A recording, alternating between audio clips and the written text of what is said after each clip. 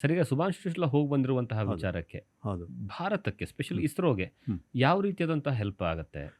ನೋಡಿ, ಇದು ನಾವು ನಮ್ಮ ಗಗನಯಾತ್ರಿಗಳ 3 ಜನನ್ನ 2026, 2027 ನಮ್ಮದೇ ಹೌದು. ವೆಹಿಕಲಲ್ಲಿ, ಹ್ಮ್. ನಮ್ಮದೇ ರಾಕೆಟ್, ಹ್ಮ್. ನಮ್ಮದೇ ಕ್ರ್ಯೂ ಮಾಡ್ಯೂಲು, ಹ್ಮ್. ನಮ್ಮದೇ ಸರ್ವಿಸ್ ಮಾಡ್ಯೂಲು ಹ್ಮ್. ಸ್ಪೇಸಿಗೆ ಕಳಿಸಿ, ಹ್ಮ್. ಅಲ್ಲಿ 5 ದಿನ ಅವರು ಸ್ಪೇಸಲ್ಲಿ ಇದ್ದು ಹ್ಮ್. ಮತ್ತೆ ವಾಪಸ್ ಕರ್ಕೊಂಬರ್ಬೇಕಂತ ಪ್ರೋಗ್ರಾಮ್. ಹ್ಮ್. ಅದಕ್ಕೆ ಬೇಕಾದಂಥ ವೆಹಿಕಲಲ್ಲಿ ಎಲ್ಲ ಥರದ ಸಿದ್ಧತೆ ನಡೀತಾ ಇದೆ. ಹ್ಮ್. ಮತ್ತು ಮಿಷನರೀಸ್ ಎಲ್ಲ ಅಂದರೆ ಕ್ರ್ಯೂ ಮಾಡಿ ಸರ್ವಿಸ್ ಮಾಡಿರೆಲ್ಲ ನಡೀತಾ ಇದೆ. ಅದಕ್ಕೆ ಟೆಸ್ಟಿಂಗ್ ಎಲ್ಲ ಮಾಡ್ತೀವಿ. ಹ್ಮ್.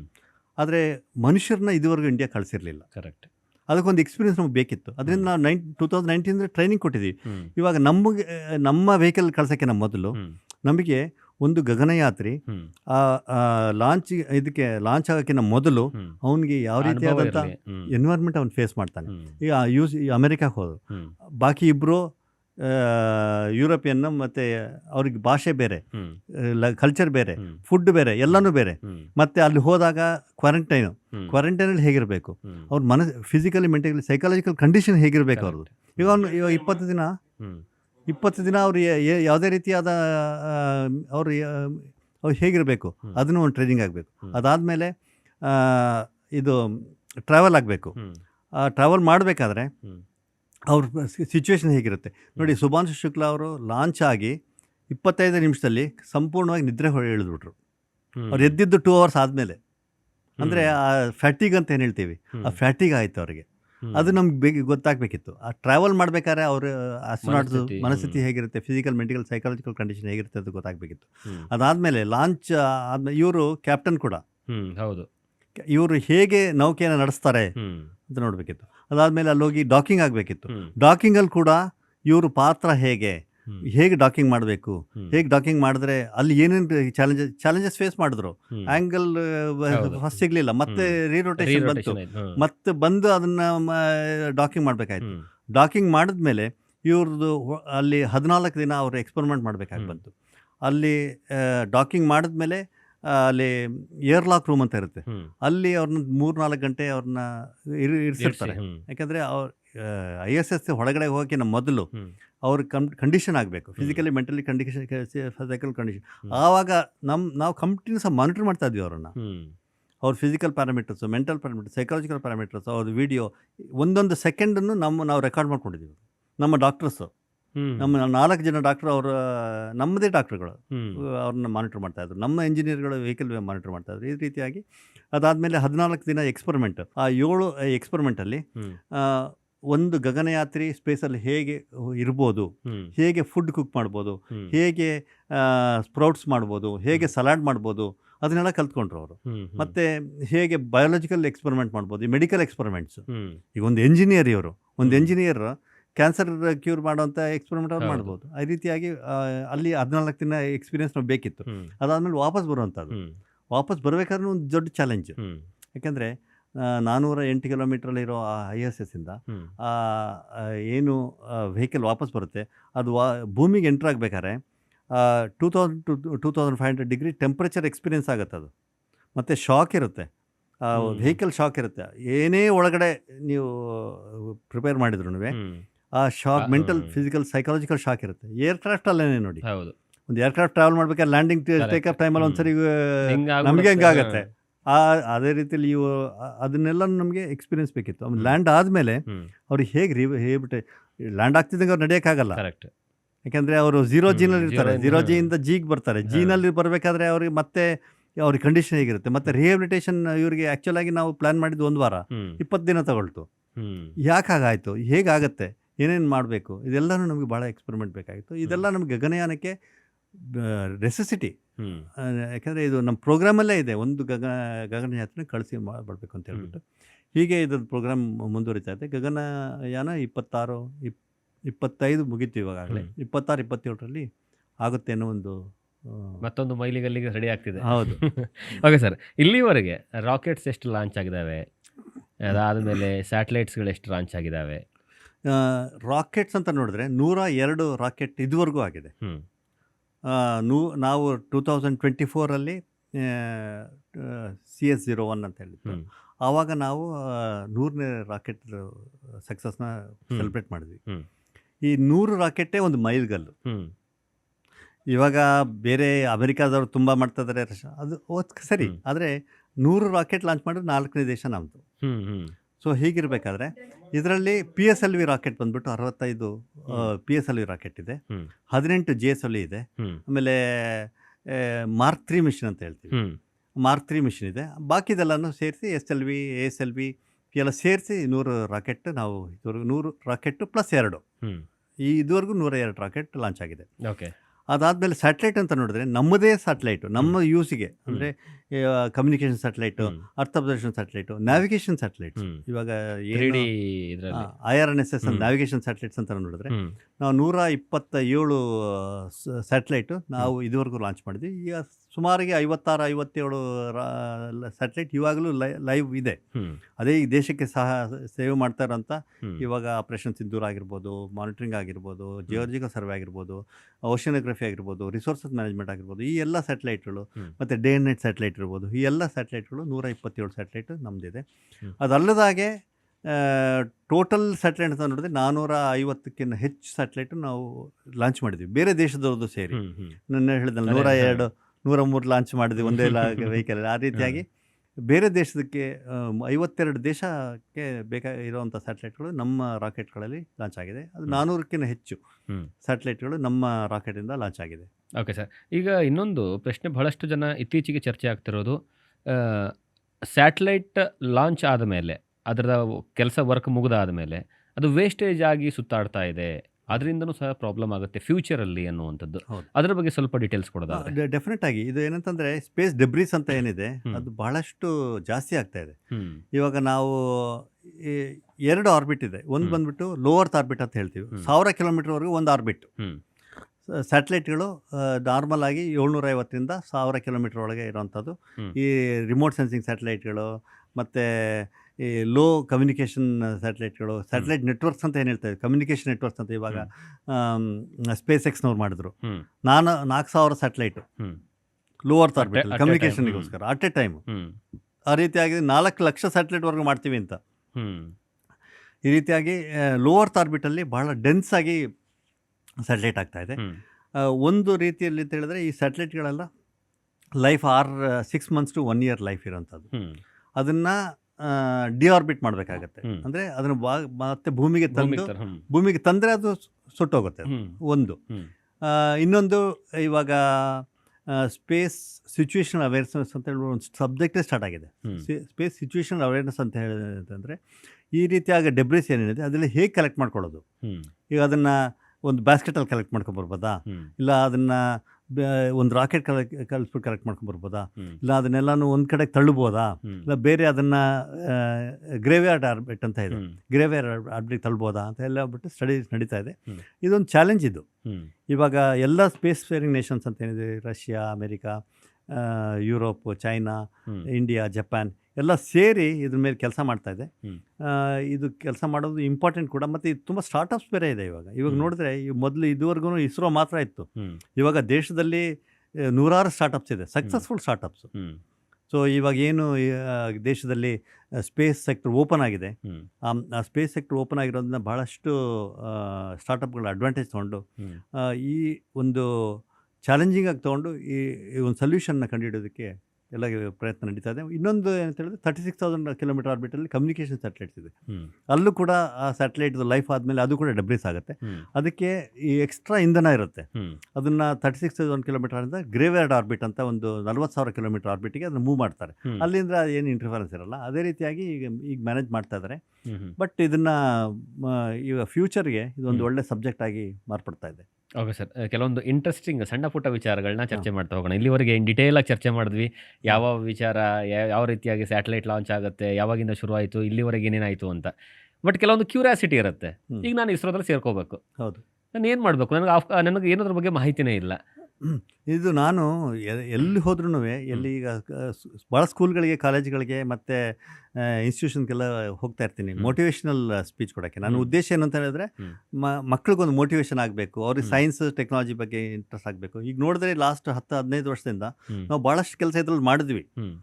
ಭಾಳಷ್ಟು ಮಕ್ಕಳುಗಳು ಓದೋದಲ್ಲಿ ಇಂಟ್ರೆಸ್ಟೇ ಇರ್ತಾ ಇರಲಿಲ್ಲ. ಅವರೆಲ್ಲ ಓದೋದಕ್ಕೆ ನಾನು ಒಂದು ಅಸ್ಟ್ರೋನಾಟ್ ಆಗಬೇಕು, ನಾನು ಸೈನ್ಸ್ ಆಗಬೇಕು ಅಂತ ಹೇಳ್ಬಿಟ್ಟು ಈ ಕ್ವಶನ್ ನಾವು ಕೇಳಿದಾಗ ನಾವೇನು ಉತ್ತರ ಕೊಡ್ತೀವಿ ಅಂತಂದರೆ, ನೀವು ಯಾವುದೇ ಸಬ್ಜೆಕ್ಟ್ ಮಾಡ್ತಾಯಿರಿ, ಆ ಸಬ್ಜೆಕ್ಟ್ನ ಪರ್ಫೆಕ್ಟ್ ಮಾಡಿ ನೀವು ಇಸ್ರೋಗೆ ಜಾಯ್ನ್ ಆಗ್ಬೋದು. ಇಸ್ರೋ ಎಲ್ಲ ಥರದವ್ರು ಇಸ್ರೋಗೆ ಬೇಕು. ಈಗ ನೋಡಿ, ನಮ್ಮ ಅಕೌಂಟ್ಸ್ ಅಂತ ತೊಗೊಂಡು ಅಕೌಂಟ್ಸ್ ಅಡ್ಮಿನಿಸ್ಟ್ರೇಷನ್ ಮತ್ತು ಸ್ಟೋರ್ಸ್ ಪರ್ಚೇಸ್ ಅಂತ ಹೇಳ್ಬಿಟ್ಟು, ಅಲ್ಲಿ BA BSc BCom ಓದಿರೋರು ಮತ್ತು MA MA MSc ಆ ಥರ ಡಿಗ್ರಿ ಅವರು ಎಲ್ಲ ತೊಗೊಳ್ತಾರೆ. ಅವ್ರು ಬೇಕು. ಅವರೇ ನಮ್ಮ 25-30% ಅವರ ಅಡ್ಮಿನಿಸ್ಟ್ರೇಷನ್ ಸ್ಟಾಫ್. ಅದಾದಮೇಲೆ ಇಂಜಿನಿಯರಿಂಗ್ ಅಂತ ಬರೋಣ. BE electrical electronics, electrical communication, ಮತ್ತು ಇನ್ಫಾರ್ಮೇಷನ್ ಸೈನ್ಸು, ಕಂಪ್ಯೂಟರ್ ಸೈನ್ಸ್, ಏನೇನೋ ಬಂದುಬಿಟ್ಟಿದೆ, AI ML ಎಲ್ಲ ಫೈನಲ್ ಆಗಿ ಬೇಸಿಕ್ಸ್ ಅದೇ. ಅವ್ರುಗಳು ಎಲ್ಲರೂ ಬೇಕು ನಮಗೆ, ಅವ್ರುಗಳು ಕೂಡ ಪಾಸಿಬಿಲಿಟೀಸ್ ಇದೆ. ಅದಾದಮೇಲೆ ಇವಾಗ ಗಗನಯಾನ ಮತ್ತು ಹ್ಯೂಮನ್ ಸ್ಪೇಸ್ ಡಾಕ್ಟರ್ಸು, ಎಲ್ಲ ಡಾಕ್ಟರ್ಸು ಬೇಕಾಗ್ತಾರೆ. ಇದು ಒಂದು ಥರದ ಓದಿರೋರು. ಈ ಓದಿಲ್ದಿರೋರು ಕೂಡ ನಮಗೆ ಬೇಕು. ಇವಾಗ ಹೌಸ್ ಕೀಪಿಂಗು ಮತ್ತು ಕನ್ಸ್ಟ್ರಕ್ಷನ್ ವರ್ಕು, ಸಿವಿಲ್ ಇಂಜಿನಿಯರ್ಸ್ ಬೇಕು ನಮಗೆ, ಎಲೆಕ್ಟ್ರಿಕಲ್ ಇಂಜಿನಿಯರ್ಸ್ ಬೇಕು, ಎಲೆಕ್ಟ್ರಾನಿಕ್ಸ್ ಬೇಕು, ಮೆಕ್ಯಾನಿಕಲ್ ಬೇಕು, AI ಬೇಕು, ಎಲ್ಲರೂ ಬೇಕು ನಮಗೆ. ಸೊ ನೀವು ಏನೇ ಮಾಡ್ತಾಯಿದ್ರು ನೀವು ಪರ್ಫೆಕ್ಟ್ ಮಾಡಿ. ಒಂದೇನಂದರೆ ಒಂದು ಇಂಟಿಗ್ರಿಟಿ, ಡಿಸಿಪ್ಲಿನು, ಡೆಡಿಕೇಶನ್, ಏನೇ ಮಾಡಿದ್ರು ಪರ್ಫೆಕ್ಟಾಗಿ ಮಾಡಿ. ನಮ್ಮ ಎವಲ್ಯೂಷನ್ ಅದೇ ಥರನೇ. ನಮ್ಮ ಏನು ಎವಾಲ್ವ್ ಮಾಡ್ತೀವಲ್ಲ, ಅಂದರೆ ನಮ್ಮ ರಿಕ್ರೂಟ್ಮೆಂಟ್ ಪ್ರೊಸೆಸ್ ಎಲ್ಲ ಅದೇ ಥರನೇ. ಅವ್ರದ್ದು ಏನು ಸ್ಟ್ರೆಂತ್ ಇದೆ, ನಮ್ಗೆ ಏನು ಸೂಟ್ ಆಗುತ್ತೆ ಅಂತ ಅದು ಡೆಫಿನೆಟಾಗಿ ಅದು ಯೂಸ್ ಆಗುತ್ತೆ. ಮತ್ತು ಇನ್ನೊಂದು ಸರ್, ಇಸ್ರೋದಲ್ಲಿ ಮಹಿಳೆಯರ ಪಾತ್ರ ಸ್ಪೆಷಲಿ, ಆ್ಯಂಡ್ ಮೋರ್ ಓವರ್ ನಿಮ್ಮ ಧರ್ಮಪತ್ನಿಯವ್ರ ಬಗ್ಗೆ ಹೇಳಲೇಬೇಕು, ಶ್ರೀವಿದ್ಯಾ ಮೇಡಮ್ ಅವ್ರ ಬಗ್ಗೆ. ಈ ಒಂದು ಸಂದರ್ಭದಲ್ಲಿ ಇಬ್ಬರು ಸಹ ಸೈಂಟಿಸ್ಟ್ಗಳು ಮನೆಯಲ್ಲಿ, ಹೇಗಿರುತ್ತೆ ವಾತಾವರಣ? ಆ್ಯಕ್ಚುಲಿ ಭಾಳ ಇಂಪಾರ್ಟೆಂಟ್ ಕ್ವಶನ್ನು, ಒಳ್ಳೆ ಕ್ವಶನ್ ಇದು. ನಮ್ಮಲ್ಲಿ ಏನು ನಾರಿ ಶಕ್ತಿ ಅಂತ ಇದೆ, 30% 30%ಗಿಂತ ಮೇಲೇ ನಾರಿ ಶಕ್ತಿ ಇಸ್ರೋದಲ್ಲಿ. ಹೌದು, ಇಸ್ರೋದಲ್ಲಿ. ಮತ್ತು ಇಸ್ರೋದಲ್ಲಿ ಯಾವುದೇ ರೀತಿಯಾದ ಡಿಫ್ರೆನ್ಸ್, ಗಂಡಸು ಹೆಂಗಸು, ಏಜ್ ಆದವರು ಆ ಥರ ಡಿಫ್ರೆನ್ಸ್ ಇಲ್ಲ. ನೀವು ಲ್ಯಾಬಲ್ಲಿ ನೋಡಿದ್ರೆ ಕೆಲವು ಟೈಮು ಲೇಡೀಸು ಎಲ್ಲ ಒಂದೇ ಇದರಲ್ಲಿ ಮಲಗಿರ್ತಾರೆ. ಅಂದರೆ ಈ ಕೆಲಸ ನಡೀತಾ ಇರುತ್ತೆ, ಪಕ್ಕನೇ ಎಲ್ಲನೂ ಹಾಕ್ಕೊಂಡು ಯಾವಾಗ ನಿದ್ರೆ ಬರ್ತದೆ ಹೋಗಿ ಮಲ್ಗೋದು. ಆ ರೀತಿಯಾದಂಥ ಕಂಪ್ಲೀಟಾಗಿ ಫ್ರೀಡಮ್. ಮತ್ತು ನೀವು ಇಸ್ರೋದಲ್ಲಿ ಯಾವುದೇ ರೀತಿಯಾದ ಒಂದು ಇವಾಗ ಪ್ರಾಬ್ಲಮ್ಸ್ ಆಗಲಿ ಯಾವುದೇ ನೀವು ಅಬ್ಸರ್ವ್ ಮಾಡೋಕ್ಕೆ ಚಾನ್ಸಸ್ ಇಲ್ಲ. ಅಂದರೆ ಅಷ್ಟೇ ಒಂದು ಇಂಪಾರ್ಟೆನ್ಸ್ ಅವರಿಗೆ ಕೊಡ್ತಾರೆ. ಮತ್ತು ಇವಾಗ ಚಂದ್ರಯಾನ ಲ್ಯಾಂಡಿಂಗಲ್ಲಿ ಕೂಡ ಭಾಳಷ್ಟು ಏನು ನಾರಿ ಶಕ್ತಿ, ಲೇಡೀಸು ಪಾತ್ರ ಇದೆ. ಇಂಜಿನಿಯರ್ಸ್, ಟೆಕ್ನಿಷಿಯನ್ಸು ಎಲ್ಲ ಥರದಲ್ಲೂ ಅವರ ಪಾತ್ರ ಇದೆ. ಮತ್ತು ನಮ್ಮ ಶ್ರೀವಿದ್ಯಾ ಮೇಡಮ್ ಕೂಡ ಇಸ್ರೋದಲ್ಲೇ ಚಂದ್ರಯಾನದಲ್ಲಿ ಕೂಡ ಅವರು she was the leading lady in landing. ಇದು ನಮ್ಗೆ ಅಡ್ವಾಂಟೇಜ್ ಏನಂದರೆ ನಮ್ಮ ಕಷ್ಟಗಳು ಅರ್ಥ ಆಗುತ್ತೆ, ಅವ್ರ ಕಷ್ಟ ನಮಗೆ ಅರ್ಥ ಆಗುತ್ತೆ. ಕೆಲವು ಟೈಮ್ ಅವರು ಈ ಚಂದ್ರಯಾನ ಟೈಮಲ್ಲಿ 3 ತಿಂಗಳು ಮನೆಗೆ ಬಂದಿಲ್ಲ. ನನಗೆ ಅರ್ಥ ಆಗುತ್ತೆ, ಮನೆಗೆ ಬರ್ದಾದ್ರೂ ಅವ್ರಿಗೆ ಅಲ್ಲಿ ಆ ರೀತಿಯಾದ ಕಮಿಟ್ಮೆಂಟ್ ಇದೆ. ಈಗ ಕೆಲವು ಟೈಮ್ ನಾನು ಮಂತ್ಸ್ ಟುಗೆದರ್ ಟ್ರಾವೆಲ್ ಮಾಡ್ತಾ ಇದ್ರು, ಅವ್ರಿಗೆ ಅರ್ಥ ಆಗುತ್ತೆ, ಇಲ್ಲ ಈ ಥರ ಈ ಸಿಚುವೇಶನಲ್ಲಿ ಇಲ್ಲೇ ಬೇಕು, ಮನೆಯದನ್ನ ನಾವು ನೋಡ್ಕೋಬೇಕಾಗುತ್ತೆ ಅಂತ ಹೇಳ್ಬಿಟ್ಟು ಅವರು ಮನೆಯದನ್ನ ಮ್ಯಾನೇಜ್ ಮಾಡ್ಕೊಳ್ತಾರೆ. ಕೆಲವು ಟೈಮ್ ಅವರು ಇದ್ದಾಗ ನಾವು ಮನೆಯಲ್ಲಿ ಮ್ಯಾನೇಜ್ಮೆಂಟ್ ಮಾಡಬೇಕಾಗುತ್ತೆ. ಈ ರೀತಿಯಾಗಿ ನಾವು ಮನೇನೂ ಇವಾಗ ನಮ್ಮ ಮಕ್ಕಳು ಆಗಲಿ, they have not felt that they are neglected anything. ನೀವು ಬ್ಯಾಲೆನ್ಸ್ ಮಾಡ್ತೀವಿ ನಾವು, ಮನೆ, ಫ್ಯಾಮಿಲಿ ಮತ್ತು ಎಲ್ಲನೂ ನಾವು ಬ್ಯಾಲೆನ್ಸ್ ಮಾಡ್ತೀವಿ. ಈ ರೀತಿಯಾಗಿ ಸುಮಾರು ಜನ ಕಪಲ್ ಇದ್ದಾರೆ ಇಸ್ರೋದಲ್ಲಿ ಕೂಡ. ಅವರು ಕೂಡ ಫ್ಯಾಮಿಲಿ, ಆಫೀಸು ಮತ್ತು ಕಮಿಟ್ಮೆಂಟ್ ಎಲ್ಲನೂ ಬ್ಯಾಲೆನ್ಸ್ ಮಾಡಿಕೊಂಡೇ ಹೋಗುವಂಥ ಒಂದು ಕಲ್ಚರ್ ನಾವು ಕಲ್ತ್ಕೊಂಡಿದ್ದೀವಿ. Okay sir. ಇನ್ನೊಂದು, ಸೈನ್ಸು ದೈವ ಎರಡೂ ಬಹಳಷ್ಟು ಜನ ಒಪ್ಕೊಳ್ಳೋದಿಲ್ಲ. ಒಬ್ಬರು ಸೈನ್ಸ್ ಒಪ್ಕೊಂಡವ್ರು ದೈವ ಒಪ್ಕೊಳ್ಳಲ್ಲ, ದೈವ ಒಪ್ಕೊಳ್ಳೋ ಸೈನ್ಸ್ ಒಪ್ಕೊಳ್ಳಲ್ಲ. ತುಂಬ ರೇರ್ ಅದು. ಅಂಥದ್ರಲ್ಲಿ ಸೈನ್ಸ್, ನೀವು ಸೈಂಟಿಸ್ಟ್ಗಳು, ನೀವು ಎಲ್ಲವನ್ನ ಸಹಿತ ಮೀರಿ ಟೆಸ್ಟನ್ನು ಮಾಡಿ ಪರ್ಫೆಕ್ಟ್ ಇದ್ದರೆ ಮಾತ್ರ ಅದನ್ನು ಒಪ್ಪುವಂಥ ವ್ಯಕ್ತಿಗಳು ನೀವು. ನೀವೇ ಹೋಗಿ ದೇವಸ್ಥಾನದಲ್ಲಿ ರಾಕೆಟ್ ಲಾಂಚ್ ಮಾಡೋಕ್ಕಿಂತ ಮುಂಚಿತವಾಗಿ ತಿರುಪತಿ ತಿಮ್ಮಪ್ಪನ ಹತ್ರ ಕೈ ಮುಗಿದು ಬರ್ತೀರಾ. ಈ ವಿಚಾರ ದೊಡ್ಡ ಮಟ್ಟದಲ್ಲಿ ಚರ್ಚೆ ಆಗುತ್ತೆ. ಹಾಗಂದ ತಕ್ಷಣ ಇದು ದೈವ ಮತ್ತು ಸೈನ್ಸ್ ಬಗ್ಗೆ ಚರ್ಚೆ ಅಂತಲ್ಲ, ಯಾಕೆ ಈ ಕಲ್ಪನೆ ಅಥವಾ ಯಾಕೆ ಈ ನಂಬಿಕೆ ಅಂತ ಬಹಳಷ್ಟು ಜನ ಪ್ರಶ್ನೆ ಮಾಡ್ತಾರೆ. ಇದೇನಂತ ಹೇಳಿದ್ರೆ, ಇದು ನಮ್ದೊಂದು ಕಲ್ಚರ್ ಇದೆ.